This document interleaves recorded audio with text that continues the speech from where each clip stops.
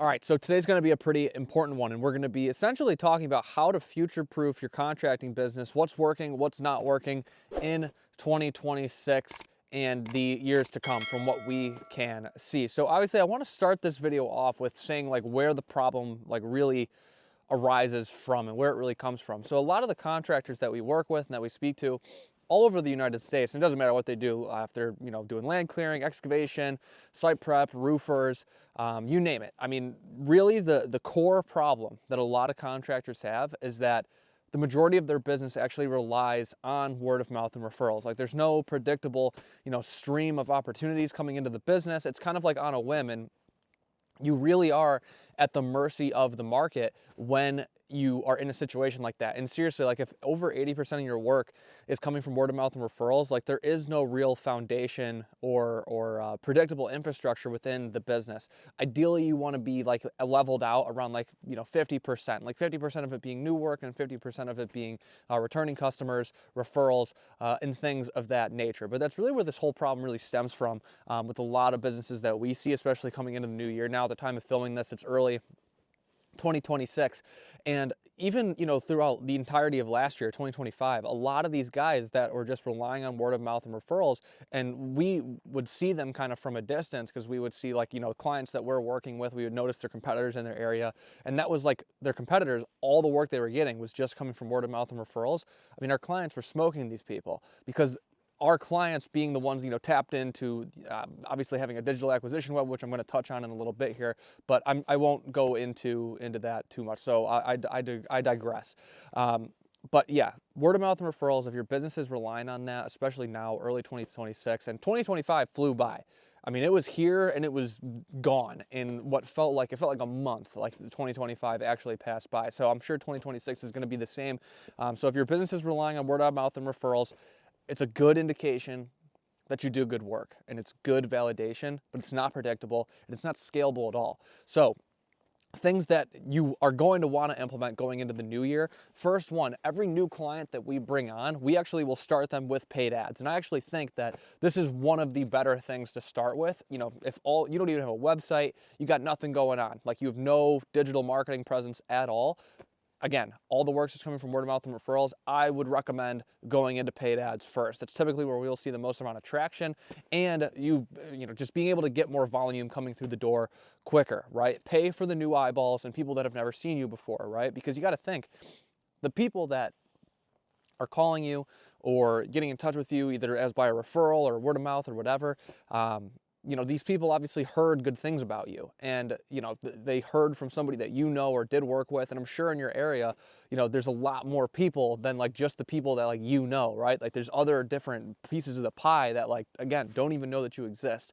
So running paid ads at an early stage and doing this sooner rather than later is always going to be beneficial to at least bring the brand awareness to the forefront of your market's mind, so then people at least know that you exist, right? Bottom line, even if you don't even get anything, that's what running paid ads will do. It'll really just bring the business to light in your market. So pretty important thing to implement. And then everything behind running the actual ad. So we would obviously recommend starting on Facebook or Instagram, because I just think, obviously Meta owns Instagram as well, so you can kind of kill two birds with one stone, if you will. It's pretty lucrative because there's normally large amounts of people that you can target, and again, it's a good volume game, right off the rip. And just from running ads, and we've spent millions of dollars and managed millions of dollars in ad spend over our tenure. So really what we see is that there are small projects. So a lot of people think oh, running paid ads on Facebook and Instagram, it's just going to be more tire kickers or people that can't afford it or whatever, and that can't even be further from the truth, because obviously, yes, those people are there, but it's really about how you filter them out through your marketing process, which is really going to make or break you scaling and really creating a very profitable campaign. So obviously, once you start to run those ads right through Facebook and Instagram, do it through an ads manager. Obviously, don't be boosting posts unless you're just going for straight engagement, but boosting posts, typically not very good for leads. Posting in Facebook groups, again, like organic stuff is fine to do like on Facebook or and Instagram, but like if you're posting on Marketplace or like posting in Facebook groups, like begging for work in 2026, you're not going to make it, or at least you're going to have a very tough go at it.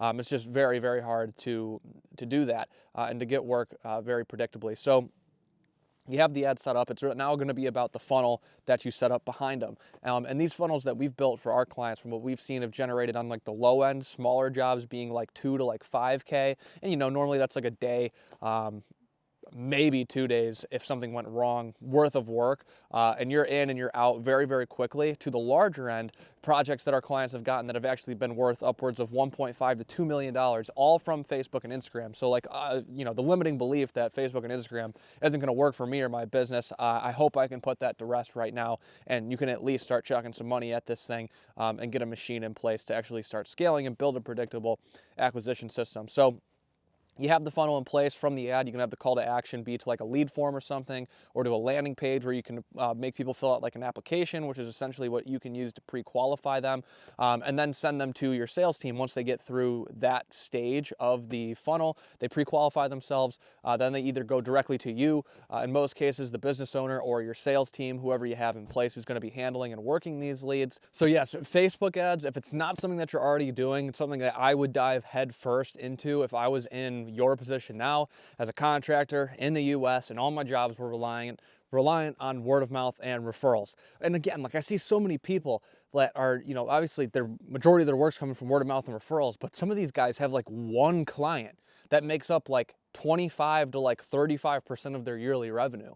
You lose that client. Like, I was talking to a guy the other day, and before he started up with us, he, I think, had done 1.5 million in revenue like the year prior, but like I think 750,000, so about half of it came from like one client, which is great, obviously, but like he loses that. Like you lose that client. Like you're a $750,000 a year business now, like not 1.5, and that's just not something that you want your business to be really teetering on. So Facebook ads, Facebook and Instagram ads are absolutely ripping for 2026 and the foreseeable future. So that's something that we're going to be still making like a huge center point of our clients' acquisition systems going forward, including our own. It's super, super valuable. So Facebook, Instagram, totally ripping. Highly suggest that one you take very, very seriously and implement as quickly as possible. If you are looking to aggressively scale your business this year, you might be wondering what it is that Dirt2Dollars does, and can these guys even help me out? So I hope this answers your question pretty quickly. Basically, we're a full-scale marketing agency, and we help contractors all over the United States scale to the next revenue level that they're looking to get to in their business. And we handle everything. We handle all the marketing systems within that business and actually kickstart the sales process for you as well. So we call, vet, and qualify every single lead that we generate for your business and then convert it into an on-site appointment. So then all you have to do as the business owner is just show up to the appointment that we book for you and close the deal. It's that simple. We know that you're good at closing deals, and we know you're good at completing the projects. We want to keep you very busy doing those two things, and we're very, very good at doing that as well. So if you're looking to scale aggressively this year, there's a link in the description of this video. You can go ahead and book a call with us. It's a quick 10 to 15 minute little discovery call, and we'll see if we'll be able to help you out. And if we think we can help you out, well, I'm really looking forward to working with you and helping you hit those revenue goals in the business. So back to the video. And really the other thing that we like really preach to the people that we work with, and obviously our organic audiences on YouTube, X, our Instagram, Facebook, whatever, and then obviously the people that work with us completely understand this, is you want to have a digital acquisition web built around your business. So like what we just went over, Facebook and Instagram, paid ads on those two platforms, that's really just like one arm of the web, and arguably the most important part. But there's other pieces of the web too that you need to future proof, so that way you can make it like impossible for people to just not opt in with you. And what I mean by that is like they see you on Facebook and Instagram, then they see you on Google, then they see you on TikTok, then they see you on YouTube, and now they're seeing your emails in their inbox, right? There's all these different strategies to be implemented to really like make it impossible for leads and potential buyers in your market to like not opt in with you. And that's something that we take incredibly seriously as well. So another part of that web would be having a dialed in website. And I speak to a lot of people too. They think that they need to have a website. They think that the website is like the first thing that they need, which yes, like it's a very easy thing to at least establish and get it going. I think that is something that is like easy, like low hanging fruit. You should definitely have a website if you don't already, but arguably Facebook and Instagram ads are probably more important than that. But once you have those running and then you have a sick like dialed in website as well, then it's like, okay, that person doesn't opt in through Facebook and Instagram ads. They snoop around a little bit. They look at your page, your Facebook page, your Instagram page. They look at some of your jobs that you've done in the past, and they click on your website, right? Which you would obviously have in like the bio of your of either of those two pages, and now they're on your website, looking at your entire website, and then then their data gets. I'm trying not to confuse you here. I hope you're still following along with me, but now they're on your website, and then the data gets tracked on the website now. So then the next time they open up Facebook and Instagram, now they're getting hit with more of your ads, and then the next time they open up TikTok, then they're getting hit with your ads there, and YouTube and your ads there, and now they're on your email list, and like whatever. It's just impossible for these people to just not like get in contact with you and not know that your brand exists, right? So you make it very, very hard to do that. But having a sick, like SEO optimized website is very important, obviously just for ranking these days as well, having it built out accordingly with the backlinks and certain keywords all over your website as well. So that way you can be ranking within the top 3 of your area. And then continuously running SEO campaigns along with that as well, going to be very, very important. Common mistake we see with a lot of websites is that they look pretty. Like we'll see a lot of very nice websites, and people that we work with, they'll come to us, they'll have like a lot of very nice looking websites. They're very professionally done, but the main problem that we see with them is that they're not optimized to actually intake a lead. They're not optimized to like capture a lead. So there's not lead forms like on every single page. The websites that we'll build for our clients is like everywhere you look, like it is very hard for somebody, like if they're interested in you, to like not submit their information. So it's just optimized to catch leads everywhere, right? Which is what you obviously want it to be designed to do in the first place. So having a sick dialed in website, very, very important. Continuously running SEO campaigns is going to be important as well. Blogs, strong backlinking is going to be very, very important also. And what that kind of plays into is another point going into 2026 here, and then obviously probably the next decade is probably going to be very important in my mind. But AI SEO as well. Whether you know it or not, I'm sure a lot of your potential buyers are looking you up on ChatGPT, and what they find there could make or break a deal for you. I think it was like just a few weeks ago or a month ago at this point, it's like 900 million like weekly users on ChatGPT, which is insane. And those numbers are only going to go up, I guess, at this rate. So having ChatGPT and those LLMs like Gemini, Perplexity, and then obviously ChatGPT probably being the big one, and then the AI search overview as well on Google, manipulating those and getting those to present the right type of information for you are very critical. Just last week, I sat down with one of our clients, and he had like a higher than normal cancellation rate on his appointments, which was kind of like weird when we were looking at it. It was like, there's like no reason for like these people to like be canceling at all. Like nothing's like, we're not doing anything wrong on your end. Like he's not doing anything wrong on his end. And I was like, okay, let me just look and see what ChatGPT is saying about you. So I put his company name into ChatGPT, and I took his company name and I said, is company name legit, right? And what it fed back to me pretty much answered my question, because it basically had no information on him. It had him confused with another company on like the other side of the country that didn't have very good reviews, and it was presenting him as that company. So my guess is that if these people, after they were booking in or requesting an appointment with him, were going and then looking him up on ChatGPT, ChatGPT was just giving them the wrong information from the get-go. So that's why it's super, super important now to stay on top of having a strong AI digital presence as well, especially on ChatGPT, because what people find there, like I said, will make or break a deal. It could make or break somebody opting in. It could make or break an appointment, canceling or not, but ultimately, at the end of the day, make or break a deal closing or not closing. So having a strong website, basically like what ChatGPT does, is like scrapes. It'll scrape the internet for information in certain cases.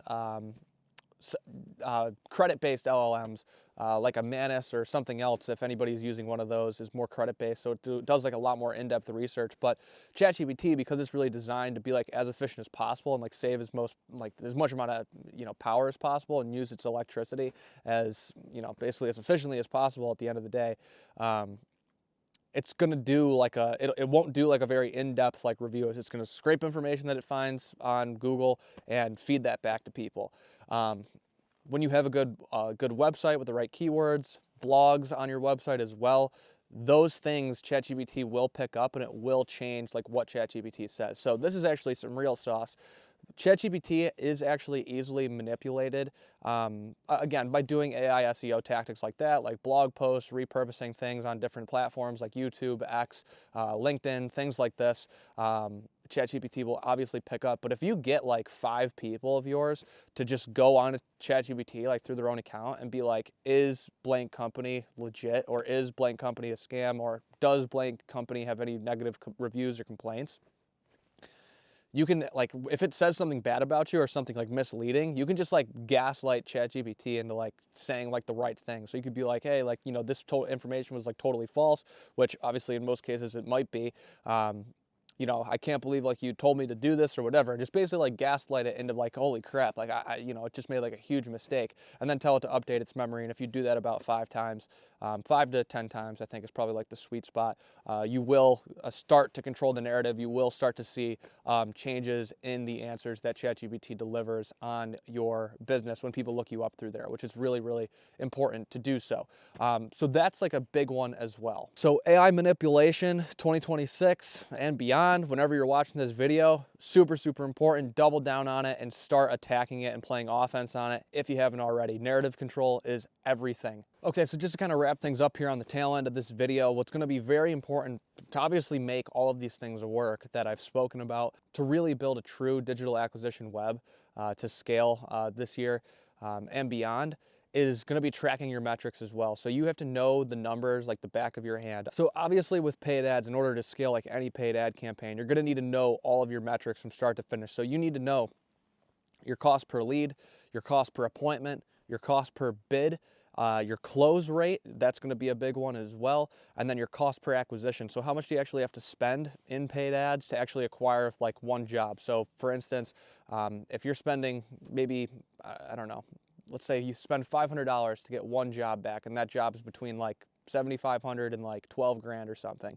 You'll then know that in order to get more 7,500 to 12 grand, you know, jobs back or in return, you have to just spend $500 quicker. So the faster that you spend that $500, the more you'll be able to scale. And then ultimately knowing your return on ad spend at the end of the day as well, obviously to be in a healthy range and to keep throwing money at it, to obviously keep scaling it. And you can do this with, I know a lot of contractors that we work with, they're very diversified in like with the projects that they can actually fulfill on. So we work with a lot of guys that do land clearing, they do forestry mulching, site prep, pool. We work with pool builders, outdoor living contractors, and you can actually go into all these different verticals, and the same thing will apply. Like you can go and launch a campaign for each one of those little sub niches and scale it accordingly. But obviously from start to finish, you have to know the statistics. You have to know the cost per lead, cost per appointment, your conversion rate from lead to appointment, the cost per bid, your cost per acquisition as well.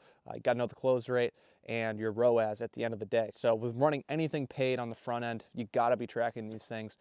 Very, very important to do. So I hope this video helped. These are all things that we're heavily implementing for a lot of the clients that we're working with, and we're seeing them work very, very well, even just a month into the new year here, and we're anticipating them to work very well going into the future as well. So if this helped, you can drop a comment down below, hit the subscribe button, hit the like button as well. I definitely appreciate it. And let me know what you got out of this video. Any questions, leave them below. I'll be sure to answer them all. So